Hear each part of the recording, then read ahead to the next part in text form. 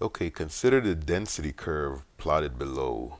Now, because this is a density curve, one given is that when we have a density curve, the area between the curve and the x-axis always amounts to 1. So I know for a fact that this area in here is equal to 1. And that's special about the density curve. That's going to help us find some of these probabilities. Okay, I also see that this density curve, the area can be found by you finding the area of a triangle, because this density curve is triangular in shape. So the first thing to find the probability that x is less than 7.2, well, that's saying that we're looking for 7.2 as a quantile, and we're looking for the area to the left of 7.2 but still under the curve. So the quantile is 7.2, and I'm looking for the probability of getting an x value smaller than that, so I'm looking for all that area to the left. Now, because that's just a triangle, the area is 1/2 of the base times the height. So the area of a triangle is 1/2 base times height, and in this case, that's 1/2. The base is this distance here, which is 7.2. So 1/2 times 7.2, and then that's multiplied by the height. And if you notice, the height when x is 7.2, the height is zero point 0.1. So that's times 0.1. So it turns out the probability that x is less than 7.2 is actually equal to that product, which is 0.36.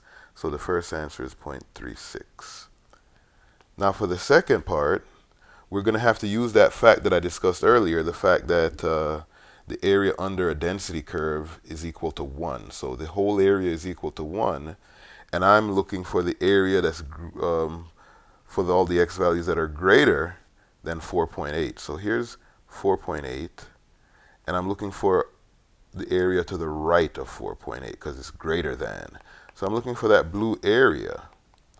Now, I could go ahead and use the area of a trapezoid formula, but instead of doing that, I'm going to use the fact that the whole area is equal to 1, and I'm going to find this area that I'm coloring green here, and if I find that green area, I can subtract that green area from 1, and that'll be the blue area. So I'm looking for the green area first. So the green area is the probability that x is less than 4.8. That's what the green area is, and that's equal to 1/2 of 4.8 times the height at 4.8, which is 0.067. So we need to find this probability that x is less than 4.8, because the complement of that is that x is greater than 4.8, and that's what I'm actually looking for. All right, so that probability is equal to 0.1608, about 16.1%. So this is 0.1608. And we have that the probability that x is greater than 4.8 is equal to 1 minus the complement, which is the probability that x is less than 4.8. And we have the probability that x is less than 4.8 right there. So this is 1 minus 0.1608. And that'll be the probability that x is greater than 4.8. So to find the probability of greater than, I'm doing 1 minus the probability of less than. And I get 0.8392. So the probability that x is greater than 4.8 is equal to 0.8392. And that's the second answer, 8392. And then lastly, it's asking me about the median of this data set. The median of this data set. All right, to find the median, what we're going to do is we're going to look at the fact that the median of any data set is the point where we have 50% of the data to the left and 50% of the data to the right. So let's say the median is somewhere in here. let's say that blue X1 is the median, right? Or let's actually call it uh, the median, MED, okay? So what we're looking for then is to the left I'm going to have 50%, 0.5, and to the right I'm going to have 50%, 0.5, and I just need to know what value of x that is that represents the median. I just need to know that x value. Well, what I'm going to do is I'm going to look at the fact that the area is equal to 1/2 of the base times the height. I already know what the area is. The area to the left is 50% because it is the median. So I know that already that that's 50% or 1/2. The 1/2 comes because, that's what we're in the formula. That's in the formula.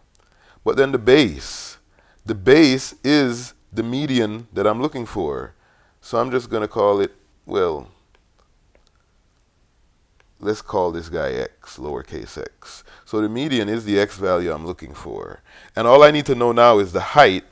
If I can find the height in terms of x, in terms of the value of the median, then I should be able to solve for x and it'll be x, the median.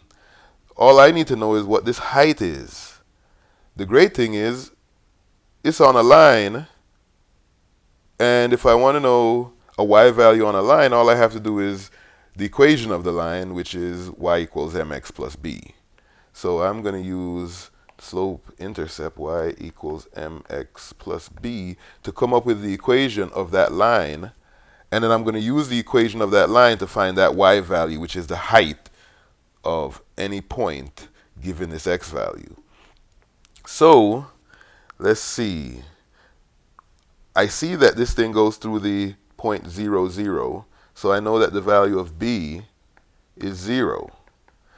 And then all I needed to know is the value of the slope. Well, the slope is rise over run, and if I go from one point to the next, even from the origin to this point right here, I rise 0.033 and I run 2.4, so the rise over run is 0.033 over 2.4. Now, we can reduce that if we want to, or let's just change it to a decimal. 0.033 divided by 2.4 is equal to 0.01375. So the slope is 0.01375. That's the slope. Which means any ordered pair has an x value of whatever the x value is, but a y value of 0.01375 multiplied by the x value, including the point that is the median. So back to where we were at. That means that we're doing 1/2, which is the median's area to the left of the median, that's that 1/2, is equal to the formula for the area of a triangle is 1/2 of the base, which is just the median value x, times the height, which we now know is 0.01375 of x. So here I'm putting in that this height is 0.01375 x.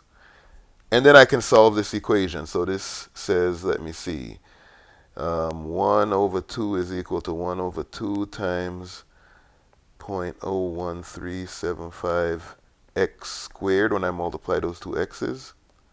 And then I can double both sides, getting rid of the 1/2s.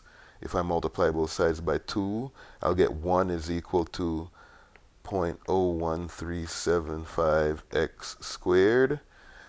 Then I can divide both sides by 0.01375,